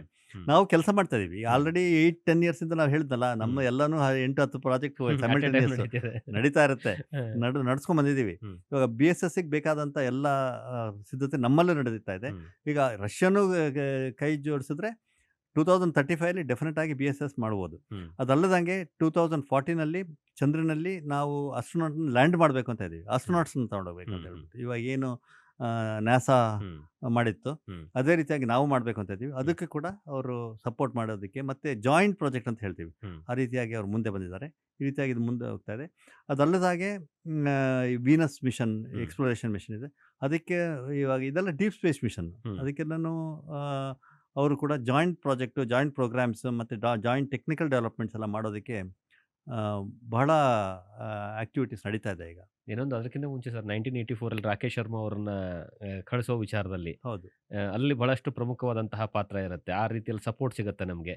ಅದಾದಮೇಲೆ ಇನ್ನು ಫ್ಯೂಚರಲ್ಲೂ ಸಹ ಹೌದು, ಗಗನಯಾತ್ರಿಗಳಿಗೆ ಟ್ರೈನಿಂಗ್ ಕೊಡೋ ವಿಚಾರದಲ್ಲಿ, ಹೌದು. ಅವರಿಗೆ ಏನಂದ್ರೆ ಇನ್ಫಾರ್ಮೇಷನನ್ನು ಏನಂದರೆ ಕೊಡುವಂತಹ ವಿಚಾರದಲ್ಲಾಗಲಿ, ಇದೆಲ್ಲವೂ ಸಹ ಎಷ್ಟು ಇಂಪಾರ್ಟೆಂಟ್ ಆಗುತ್ತೆ ಭಾರತ ಮತ್ತು ರಷ್ಯಾದ ಸ್ಪೇಸ್ ಫೀಲ್ಡಲ್ಲಿ ಅಂತ. ಇದು ಭಾಳ ಇಂಪಾರ್ಟೆಂಟ್ ಪಾಯಿಂಟ್ ರೈಸ್ ಮಾಡಿದ್ರಿ. 1984 ರಾಕೇಶ್ ಶರ್ಮಾನ ಕರ್ಕೊಂಡು ಇದು ಒಂದು ಮೈಲ್ ಸ್ಟೋನು. ಹ್ಮ್. ಆ್ಯಕ್ಚುಲಾಗಿ ಆವಾಗ ಈ ISS ಏನು ಇರಲಿಲ್ಲ. ಸ್ಪೇಸಲ್ಲಿ ಹೋಗೋದು, 5-6 ದಿನ ಅಲ್ಲಿ ಇರೋದು, ಮತ್ತೆ ವಾಪಸ್ ಬರೋದು, ಆ ರೀತಿಯಾಗಿದ್ದಾಗ 40 ವರ್ಷ ಆದಮೇಲೆ ನಾವು ರಾಕೇಶ್ ಇವ್ರನ್ನ ಶುಭಾಂಶು ಶುಕ್ಲಾ ಅವ್ರನ್ನ ಕರೆಸಿರೋದು. ಹೌದು. ಇವಾಗ ನಾವು ಏನು ಹ್ಯೂಮನ್ ಸ್ಪೇಸ್ ಪ್ರೋಗ್ರಾಮ್ ಅಂತ ಏನು ಹಮ್ಮಿಕೊಂಡಿದ್ದೀವಿ, ಹ್ಮ್. ಏನು ಪ್ಲ್ಯಾನಿಂಗ್ ಮಾಡ್ಕೊಂಡಿದ್ದೀವಿ, ಹ್ಮ್. ಇನ್ನು ಮುಂದೆ ಅದು ಭಾಳ ಇಂಪಾರ್ಟೆಂಟ್ ಆಗುತ್ತೆ. ಯಾಕೆಂತ ಹೇಳಿದ್ರೆ ಇವಾಗ ಭಾಳಷ್ಟು ಮೆಡಿಕಲ್ಗೆ ಬೇಕಾದಂಥ ಎಕ್ಸ್ಪರಿಮೆಂಟ್ಸ್, ರಿಸರ್ಚ್ಗಳು, ಹ್ಮ್. ಮತ್ತು ಹೈ ಟೆಕ್ನಾಲಜಿ ಕೋಟಿಂಗ್, ಹ್ಮ್. ಮತ್ತು ಮೆಟೀರಿಯಲ್ ಡೆವಲಪ್ಮೆಂಟ್, ಮತ್ತು ಏನು ಭೂಮಿನಲ್ಲಿ ಮಾಡೋಕ್ಕಾಗಲ್ವೋ ಹ್ಮ್. ಸಾಕಷ್ಟು ನಾವು ಸ್ಪೇಸಲ್ಲಿ ಮಾಡ್ಬೋದು. ಇವಾಗ ಭೂಮಿಲಿ ಮಾಡ್ಬೇಕಾದ್ರೆ ಆ ಸಿಚುವೇಶನ್, ಇವಾಗ ವ್ಯಾಕ್ಯೂಮ್ ಕ್ರಿಯೇಟ್ ಮಾಡಬೇಕಂದ್ರೆ ಇಟ್ ಇಸ್ ಎ ಹ್ಯೂಜ್ ಹೌದು, ಹೌದು. ಫೆಸಿಲಿಟಿ. ಹ್ಮ್. ಮತ್ತು ಆ ರೀತಿಯಾದಂಥ ಒಂದು ಟೆಂಪ್ರೇಚರ್ ಮಾಡ್ಬೇಕಂದ್ರೂ ಈ ಹ್ಯೂಜ್ ಫೆಸಿಲಿಟಿ. ಹೌದು. ಅದೆಲ್ಲ ನಮಗೆಲ್ಲ ಫ್ರೀಯಾಗಿ ಸಿಗ್ತಾ ಇರಬೇಕಾದ್ರೆ ನಾವು ಅಲ್ಲೇ ಮಾಡ್ಕೊಂಡು ಇಲ್ಲಿ ತರ್ಬೋದಾ ಅಂತ ಒಂದು ಪ್ಲ್ಯಾನ್ ಇದೆ. ಸೊ ಈಗ ಇಲ್ಲಿ ಮಾಡ್ಕೊಂಡು ಅಲ್ಲಿ ತೊಗೊಂಡೋಗಿ ಅಲ್ಲಿ ಮಾಡಿ ಇಲ್ಲಿ ತೊಗೊಂಬರೋದು. Hmm. So that might work out much ಏನು ಕಮರ್ಷಿಯಲಿ ಮೋರ್ ವಯಬಲ್ ಅಂತ ಹೇಳ್ಬಿಟ್ಟು ಹ್ಮ್.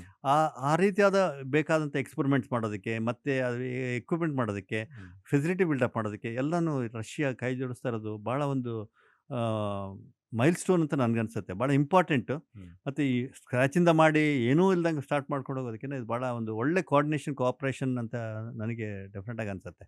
ಹ್ಮ್. ಅದಲ್ಲದಾಗೆ ಈ ವೀನಸ್ ಮತ್ತು ಮಾರ್ಸ್ ಮಿಷನ್ ಏನಿದೆ ಅದಕ್ಕೆ ಕೂಡ ಅವರು ಏನು ಲಾಂಗ್ ಟರ್ಮ್ ಪ್ಲ್ಯಾನ್ ಅಂತ ಏನು ಎಕ್ಸ್ಪ್ಲೋರೇಷನ್ ಪ್ಲ್ಯಾನ್ಗೂ ಅವರು ಕೈ ಜೋಡಿಸ್ತಾ ಇರೋದು ಭಾಳ ಸಂತೋಷಕರವಾದಂಥ ಸುದ್ದಿ ಅಂತ ನನಗೆ ಅನಿಸುತ್ತೆ. Okay sir, thank you. ಇಷ್ಟೊತ್ತಿನವರೆಗೆ ನಿಮ್ಮ ಜೊತೆ ಮಾತನಾಡಿ ಬಹಳಷ್ಟು ಖುಷಿ ಆಯಿತು. ಕಾರಣ ಏನು ಅಂದರೆ, ಇಷ್ಟು ಇನ್ ಡೆಪ್ತ್ ಆಗಿ ಇಸ್ರೋ ಬಗ್ಗೆ ಆಗಿರಲಿ ಅಥವಾ ಇಸ್ರೋ ಬಗ್ಗೆ ಒಳಗಡೆ ನಡೆಯುವಂತಹ ಸಣ್ಣ ಪುಟ್ಟ ವಿಚಾರಗಳು, ಕೆಲವೊಂದು ಇಂಟರ್ನೆಟಲ್ಲಿ ಸಿಗುತ್ತೆ, ಕೆಲವೊಂದು ಇಂಟರ್ನೆಟಲ್ಲಿ ಸಿಗಲ್ಲ. ಎಷ್ಟೋ ವಿಚಾರಗಳನ್ನು ನಮ್ಮ ಜೊತೆ ಹಂಚ್ಕೊಂಡ್ರಿ. ಸ್ಪೆಷಲಿ ಇಂಟ್ರೆಸ್ಟಿಂಗ್ ವಿಚಾರಗಳಿದ್ದಾವೆ, ನೋಡೋರಿಗಂತೂ ತುಂಬ ಇಂಟ್ರೆಸ್ಟಿಂಗ್ ಅನ್ಸುತ್ತಿದ್ದು. Thank you sir, thank you so much ನಮ್ಮ ಕಾರ್ಯಕ್ರಮದಲ್ಲಿ ಭಾಗಿಯಾಗಿದ್ದಕ್ಕೆ. Thank you. It is my pleasure. ನನಗೂ ಭಾಳ ಸಂತೋಷ.